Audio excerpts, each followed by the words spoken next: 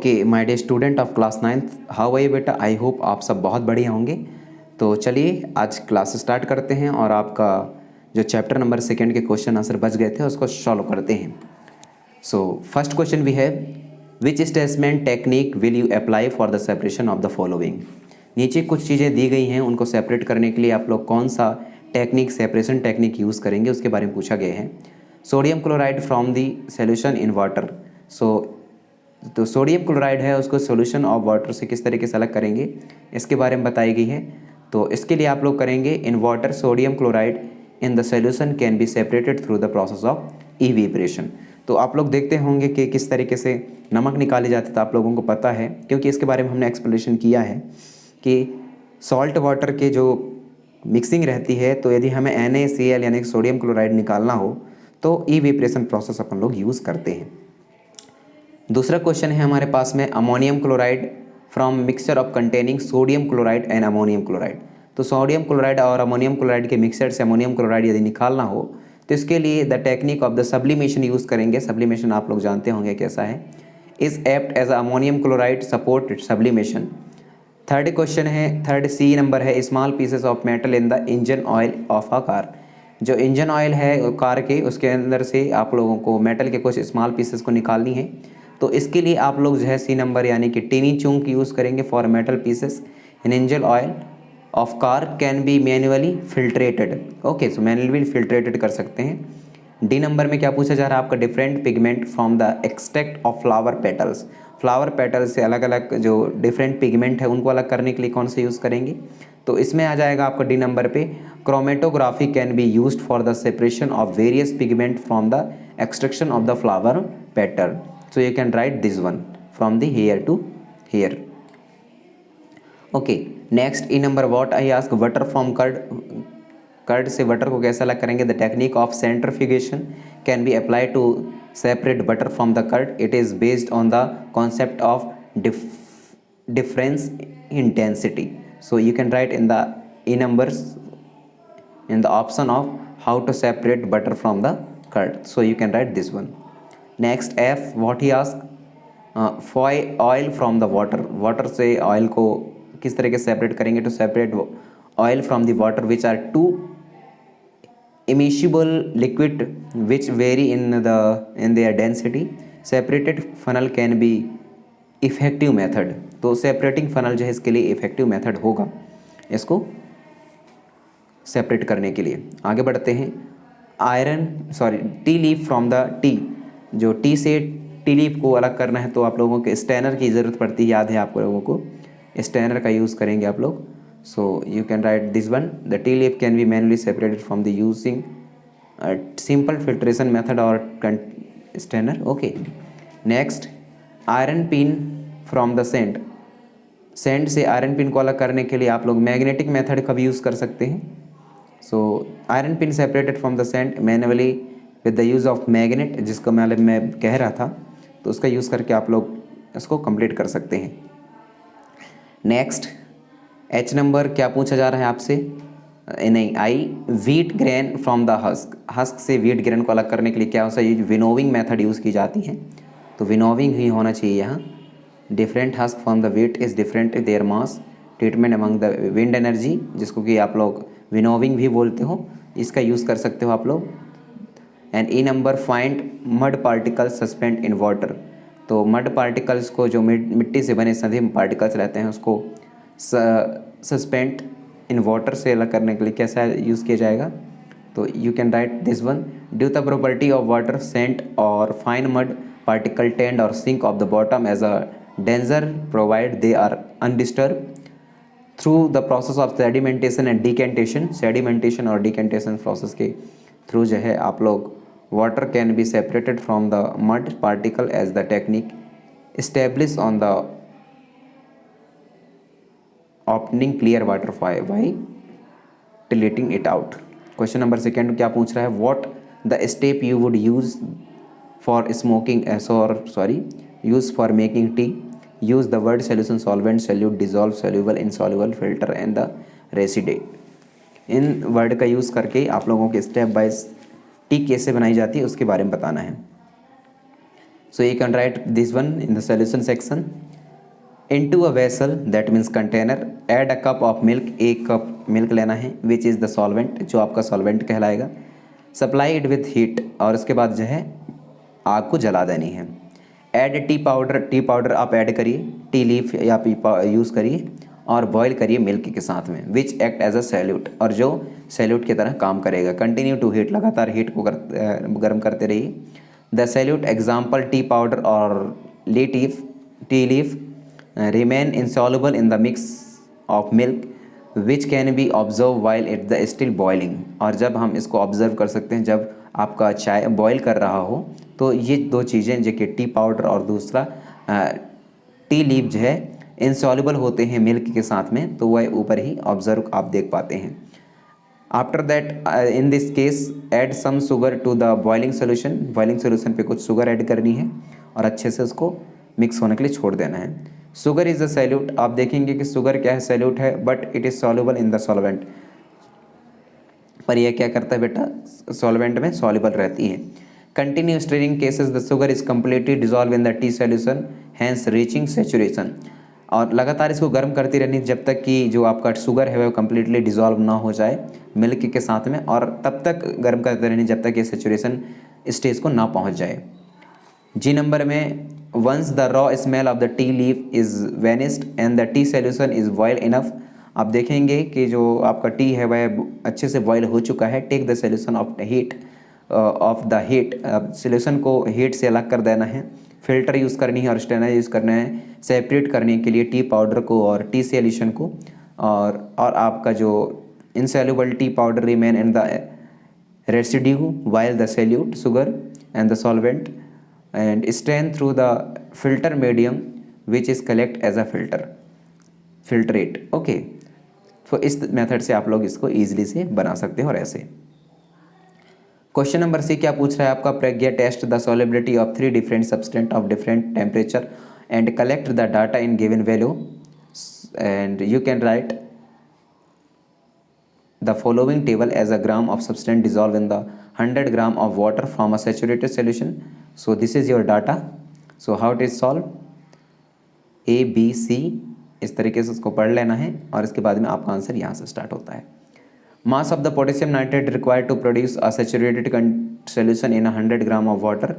तो आप देखेंगे कि जो पोटेशियम नाइट्रेट का मास है वह उसको रिक्वायर्ड होती है प्रोड्यूस करने के लिए सैचुरेटेड सोल्यूशन 100 ग्राम वाटर को, और carry 62 gram. Okay, to find mass of the potassium nitrate required produce a saturated solution 50 gram of a water. Required amount 62 multiply 50 divided by 100 is equal to 31. Hence 31 is the potassium nitrate is required.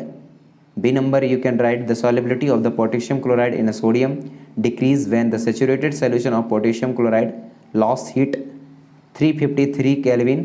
Consequently, Pragya would observe crystal of the potassium chloride with the which would have the surpassed its solubility at low temperature. Sorry. In C cases listed below, the solubility of each salt in 293 Kelvin. Solubility of potassium nitrate is the 32 divided by 100. Solubility of sodium chloride is 36 divided by 100. Solubility of potassium chloride is 35 divided by 100. Solubility of ammonium chloride 37 divided by 100. It's observed that the ammonium chloride salt has the highest amount of solubility when compared to any other salt of 293 Kelvin. Effect of the change of temperature on the solubility of salt. So table clearly depict that the solubility of the salt is dependent upon the temperature and increase with the increase in temperature. With this, we can infer that when a salt arrives at its saturation point of a specific temperature, there is the propensity to dissolve more salt through an increase in the temperature of solution. Question number 4 कर exam देखते हैं. Following given example, saturated solution क्या है, pure सब्सटेंट क्या है, colloidal क्या है, suspension क्या है, तो इसके बारे में हमने पहले ही पढ़ चुके हैं जब हम एक्सप्लेनेशन कर रहे थे चैप्टर नंबर 2 की. तब फिर भी आप लोग देख लीजिए. सोल्यूशन इज दैट क्या लिखेंगे सैचुरेटेड सोल्यूशन में it is the state of solution, यह इस सोल्यूशन का एक स्टेट है। Specific temperature when solvent is not more soluble, एक सैचुरेटेड सोल्यूशन में ये रहता है कि जो सॉल्यूट है या वह ज़्यादा अब सॉल्वेंट में और ज़्यादा उसको सॉल्युबल नहीं किया जा सकता without in increasing that in temperature, बिना टेम्परेचर के बढ़ाए। Example excess carbon leaves off a bubble from a carbonate water solution saturated with the carbon. Pure substance का क्या मतलब है? A substance is said to be pure when it's comprise of only one kind of the molecules. तो अपन लोग जो है किसी भी सब्सटेंट को प्योर सब्सटेंस तब बोल सकते हैं जब वह हम कंपेयर करें कि जो सब्सटेंस है वह एक ही प्रकार के मॉलिक्यूल से मिलकर के बनी हुई है तब। एटम और compound without adulteration with any other substance और any divergence in the structural arrangement, example sulphur और डायमंड।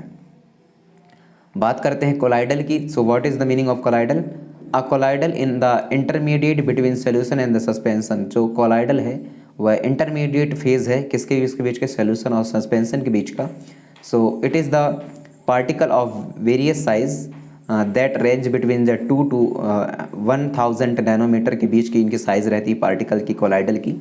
और जो मिल्क है आपका वेस्ट कोलाइडल सब्सटेंट हो सकता है, और दूसरा जो शहद आप लोग यूज़ करते हैं तो वो भी एक तरीके से कोलाइडल सोल्यूशन होता है। Colloidal can be distinguish from the solution using the Tyndall effect. Okay, तो टिंडल इफेक्ट के यूज़ से कोलाइडल सोल्यूशन को डिस्टिंग्विश किया जाता है। And Tyndall effect is defined as the scattering of light through the colloidal solution. तो एक तरीके से आप लोग कह सकते हैं कि टिंडल इफेक्ट को यदि समझना हो, डिफाइन करना हो, तो हम देखते हैं कि जो लाइट है वह स्कैटरिंग कर जाती है जब ये लाइट बीम को कोलाइडल सोल्यूशन से गुजारा जाता है, जैसे मिल्क और गैलेटिन। बात करते हैं सस्पेंशन की। तो सस्पेंशन में आप लोग जानते हैं ये एक हेट्रोजेनस सोल्यूशन है जिसमें जो पार्टिकल्स रहते हैं, सॉल्यूट पार्टिकल रहते हैं, वह कम्प्लीटली डिजॉल्व नहीं होते। एक तरीके से the mixing of sand particle with the water, it is one kind of the suspension. Unsoluble रहते हैं, कम्प्लीटली डिजॉल्व नहीं होते in the medium, so that's why it is the common the suspension. Question number 5, classify each of the following of homogeneous और heterogeneous. तो कुछ नीचे चीज़ें दी गई हैं, उसको बताइए कि ये हेट्रोजेनस है कि होमोजेनस है। Solution following are the classify into the substance of homogeneous and heterogeneous mixture. So soda water, wood, homogeneous में आ जाएगा soda water, vinegar and filtrators and tea air are the homogeneous, but heterogeneous mixture wood और soil, ये heterogeneous mixture है। और आप कह सकते हैं सैंड भी आ सकता है इसमें हेट्रोजेनस मिक्सचर में, और हेट्रोजेनस मिक्सचर में आप और देख देंगे सस्पेंशन। क्वेश्चन नंबर 6 की बात करते हैं। How would you confirm that the colourless liquid given to you in a pure water. आप कैसे ये कन्फर्म कर सकते हैं कि कलरलेस जो लिक्विड होती है वो दिया जाता है प्योर वाटर के फॉर्म पर। We can confirm the colourless liquid is a pure by setting the boil. Okay, तो बॉयल के बाद जो है अपन लोग ये देख सकते हैं, if the boil of 100 degree Celsius it is said to be pure. यदि यह 100 डिग्री सेल्सियस में बॉयल होने लगता है तो हम उसको प्योर कह सकते हैं। But if there are decrease और increase in the boiling point we infer that the added impurity hence not pure. और यदि यह बॉइलिंग पॉइंट इसके ऊपर नीचे जा रहा है, हो सकता है मे बी 100 से ऊपर जाए और 100 से बेलो आए, तो ऐसे स्थिति में हम उसको प्योर नहीं कह सकते। बात करते हैं क्वेश्चन नंबर 7 की। क्वेश्चन नंबर 7 क्या बोल रहा है? Which of the following material fall into the category of pure substance. तो कितने सारे ऐसे मटेरियल हैं जिनको प्योर सब्सटेंट में अपन लोग कह सकते हैं, इसके बारे में क्वेश्चन नंबर पूछ रहा है। So you can write following are the above mention are listed on the pure substance. Iron pure रहता है, ice, hydrochloric acid and calcium oxide and mercury. So these are the pure substance में आप लोग रख सकते हैं, और बाकी को छोड़ दीजिए। क्वेश्चन नंबर 8 की बात करते हैं। Identify the solution among the following mixture. कुछ मिक्सचर से आइडेंटिफाई करनी है सोल्यूशन को। Soil, sea water, air, coal and the soda water. So you can write sea water, air और soda water are the mixture of some substance. Question number 9 आते हैं। Question number 9 में क्या पूछा जा रहा है? Which of the following will show the Tyndall effect. कौन सा जो चीज़ है जो टिंडल इफेक्ट को शो करता है? So this is the Tyndall effect को सोल्यूशन को शो करने वाला आज कर सकते हैं मिल्क, बिकॉज मिल्क इज़ एक मिनट देख ले, टिंडल acid by only milk. Yes, milk में होता है, क्योंकि जो मिल्क है वह क्या है बेटा, एक तरीके से कोलाइडल की तरह बिहेव करता है। कोलाइडल सोल्यूशन होती है, और कोलाइडल सोल्यूशन में जो लाइट है, लाइट भी वह स्कैटरिंग कर जाता है, और यही फिनोमेना टिंडल इफेक्ट कहलाती है, अपन लोग जानते हैं। सो 10 number question, classify the following into element, compound और मिक्सचर। तो जो नीचे कुछ चीज़ें दी गई हैं उसको एलिमेंट में और कंपाउंड में और मिक्सचर में बदलना है या सेपरेट करनी है।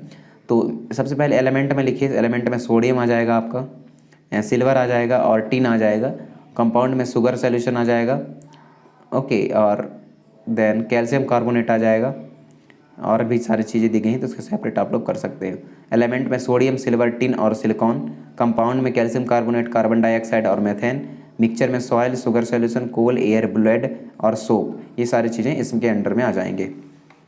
नेक्स्ट बढ़ते हैं, क्वेश्चन नंबर 11 की बात करते हैं। Which of the following are the chemical changes? Growth of plant is a chemical changes और not? Is a physical changes? क्या फिजिकल चेंजेस है? दूसरा है B number, rusting of iron is a chemical changes, mixing of iron, filing and the sand, cooking of food, digestion of food, fizzing of the burning.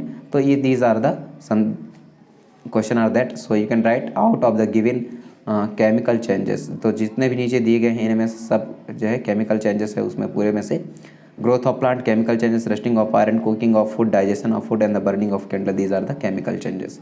सो मेरे ख्याल से ये question answer भी आप लोगों के कंप्लीट हो गए बेटा जी।